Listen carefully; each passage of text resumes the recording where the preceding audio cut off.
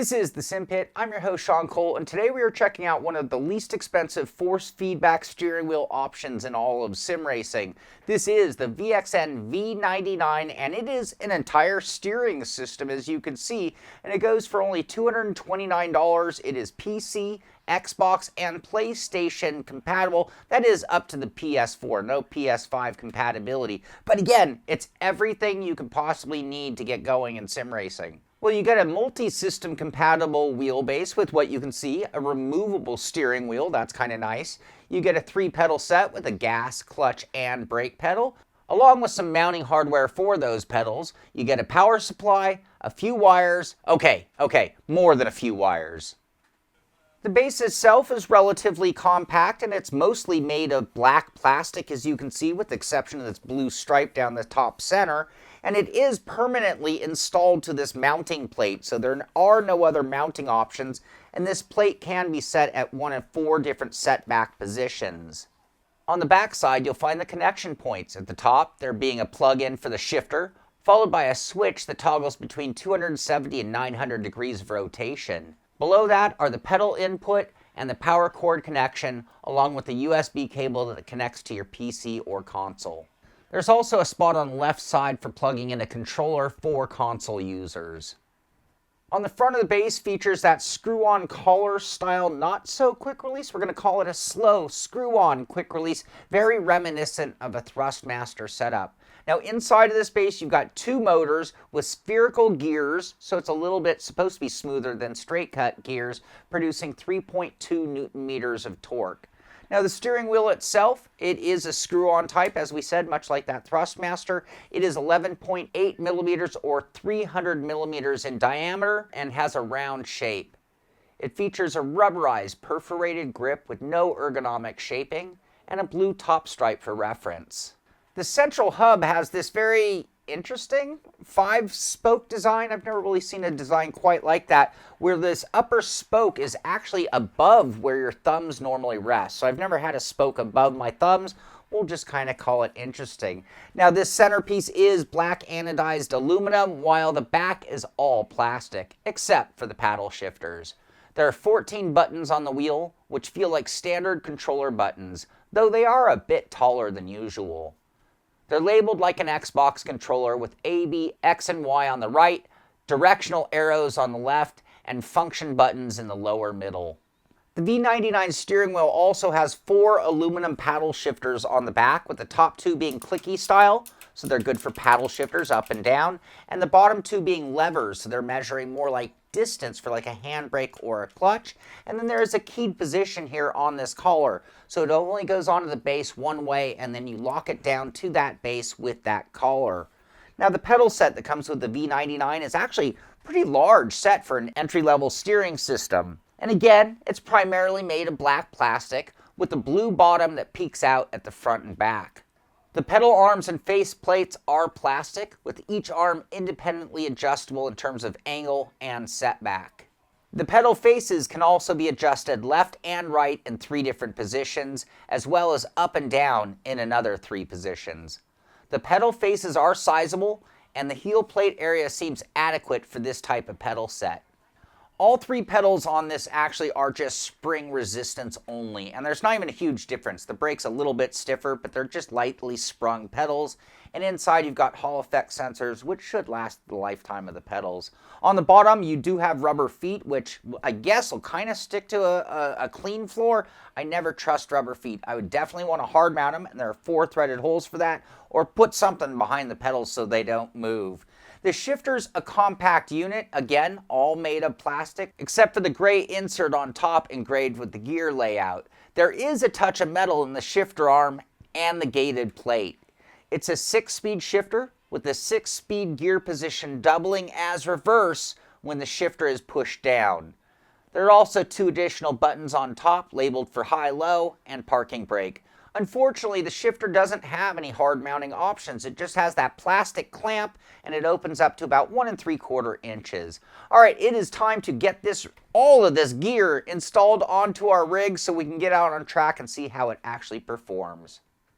When it comes down to mounting the V99, I guess it really depends on what you're going to mount it to. I mean, you might be using a fold-up table or something like that, or in my case, I'm using a sim rig, and ultimately, you have a couple different options. So as we mentioned, it has this bottom plate that is permanently fixed to the base, and that will just slide over your desktop or your rig or whatever. And then you've got these plastic clamps that actually open up to about 2 inches, and with an Allen wrench, you can secure them down to a desktop or to the sim rig. Now, this worked out fine, and it was super easy. I mean, you can see how easy it is just to do this really quickly and have this thing installed.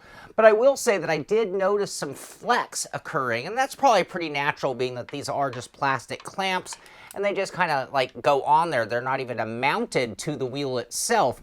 The other option is there are 6 holes drilled into this plate, so if you have the right pattern, or you could drill holes into your rig. In my case, I actually only had 2 holes that lined up, but it's only 3.2 Newton meters, so I felt that would be probably adequate. But you can just line the base up with the holes and then just bolt it down to your rig. Pretty straightforward and simple, no matter which method you're going to use. The worst case scenario is you might have to drill a few holes, but after enough, you're going to have it up and running in no time. Now, the pedals come with little rubber pads that might keep them in place if you don't plan on mounting them, but personally I've never had much luck with that. So I opted for hard mounting mine, and you can see there are actually 4 threaded holes on the bottom. So as long as you have corresponding holes on your rig, you'll be able to line them up and then just use the supplied hardware to bolt them to your rig. The shifter, on the other hand, only has a clamping option. No threaded holes for hard mounting. The clamp opens up about 1.75 inches, and as long as you can butt the shifter up against a table, a desk, or a sim chassis, it should hold down strong enough for the shifter's spring tension.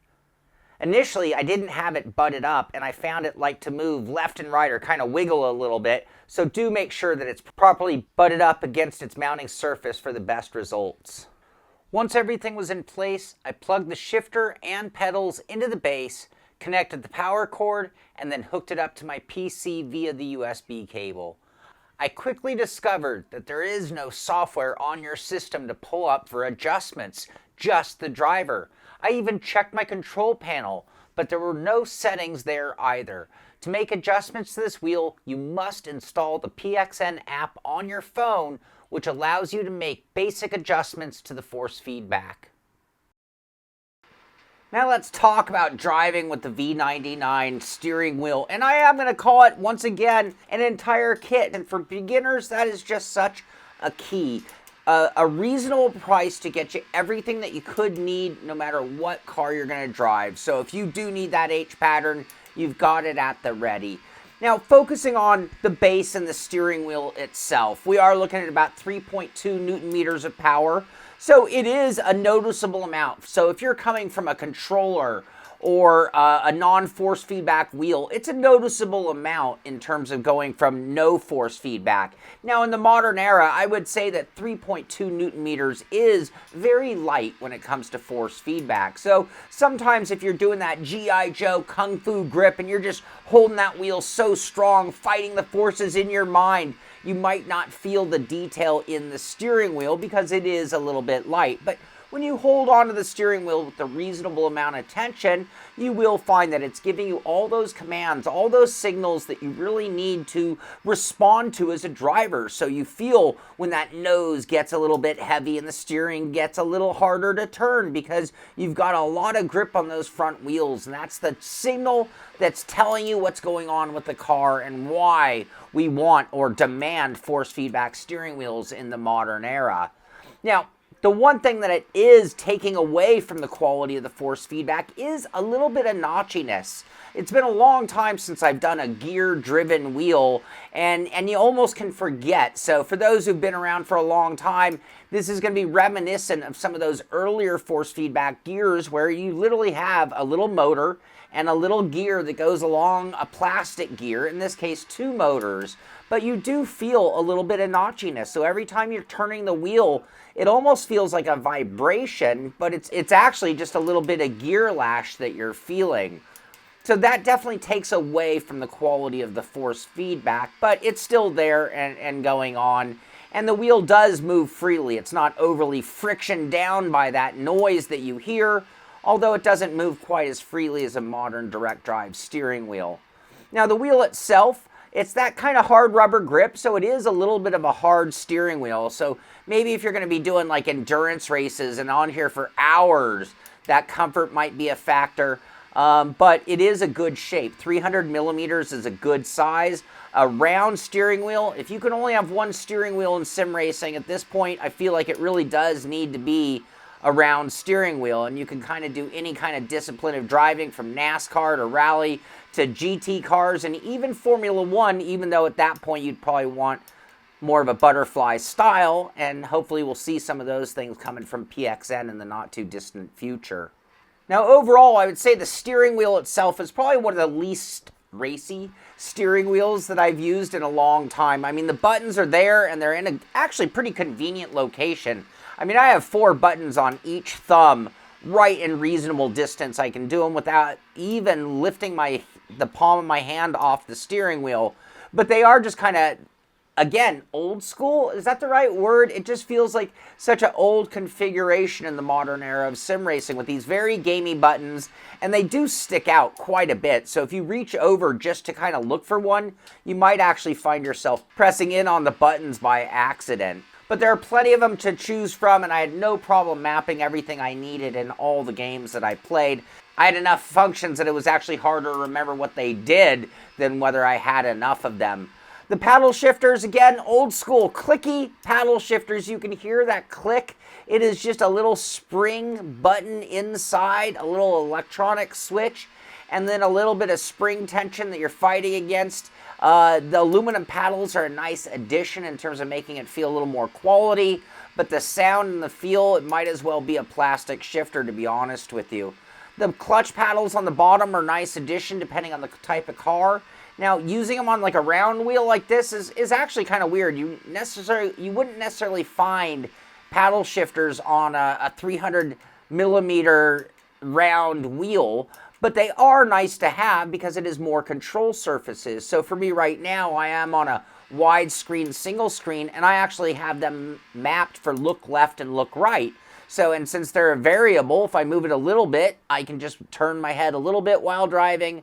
And if I need to do them a lot, I can do them a lot. But I will say the extra bottom levers are super cool for rally drivers, and it gives you a functioning handbrake right on your steering wheel.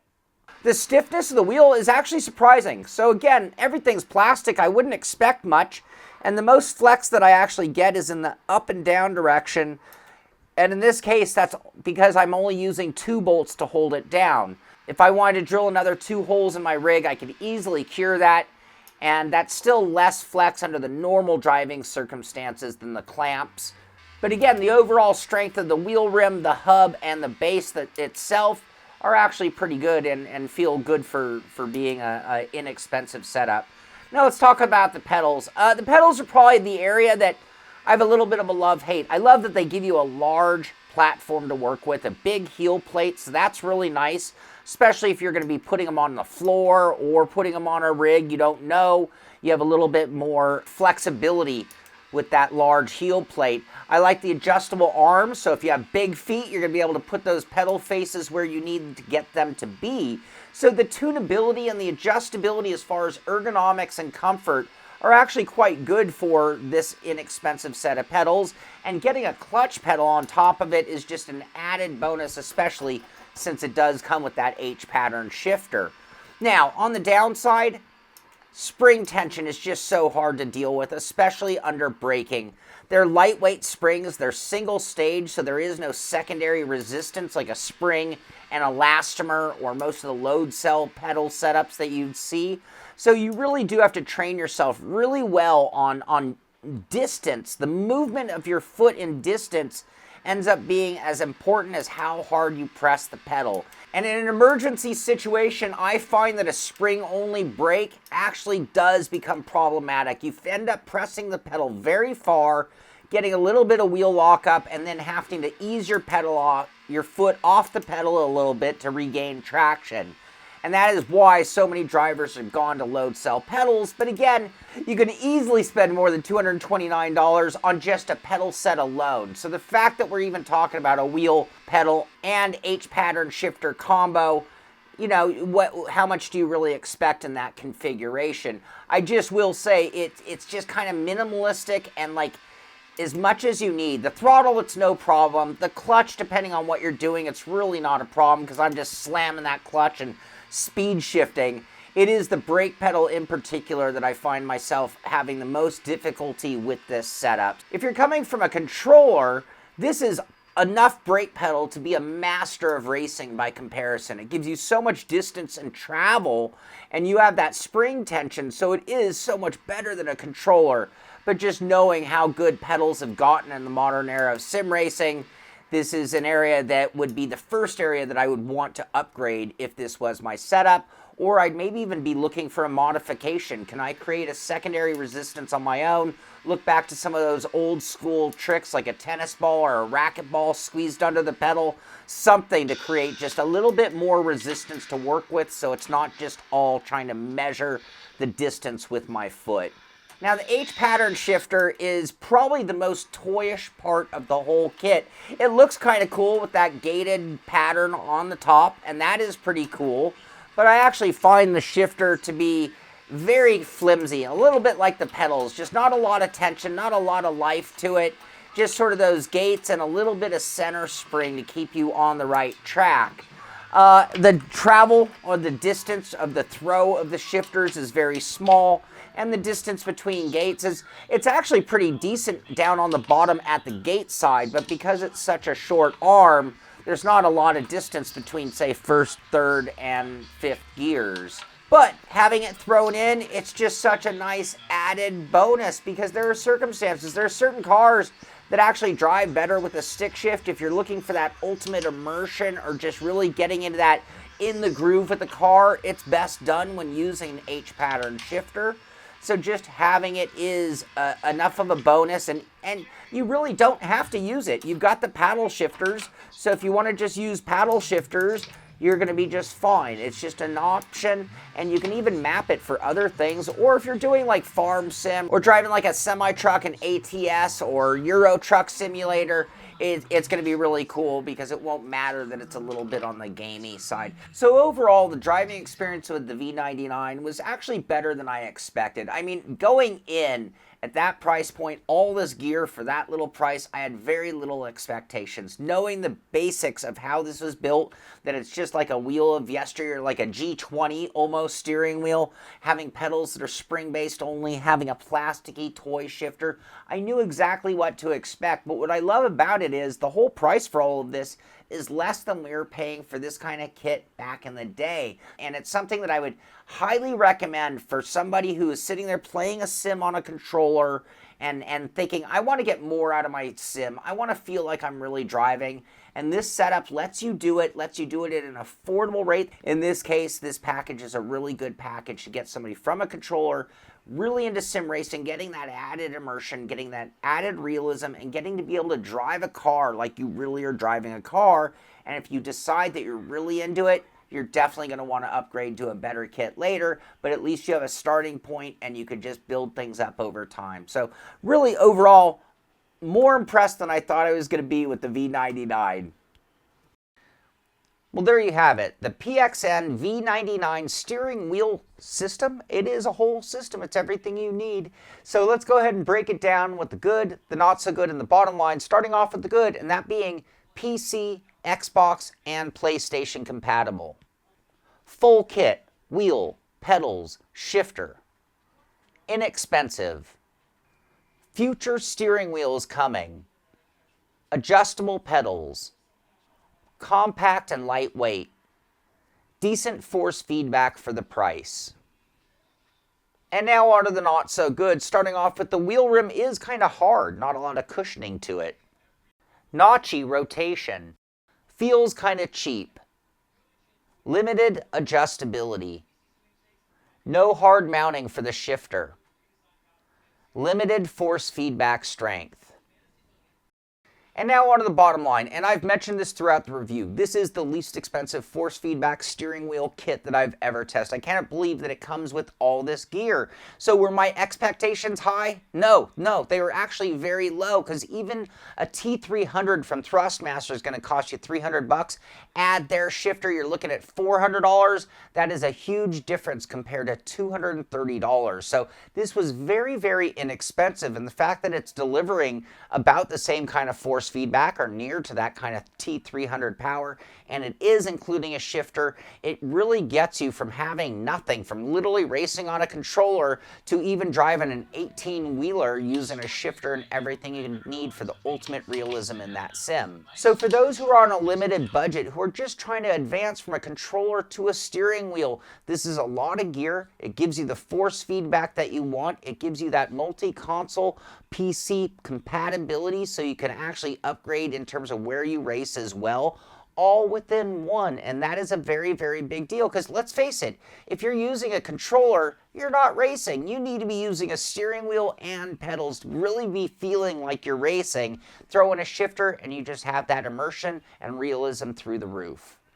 With that said, you do need to be careful when considering a new steering wheel or steering wheel system when getting into sim racing. You have to think to yourself, how long am I going to be doing this? How seriously am I going to take things? If you just want to put your foot into the pool, you want to play some farm sim, some truck sim, some general sim racing, this is going to be a great starter option. But if you think you're going to be around for a long time, this wheel doesn't have the upgradability that you'd want. I don't think it's going to have the same longevity as like a new direct drive wheel, which is considerably more money, but they are getting more affordable each and every year.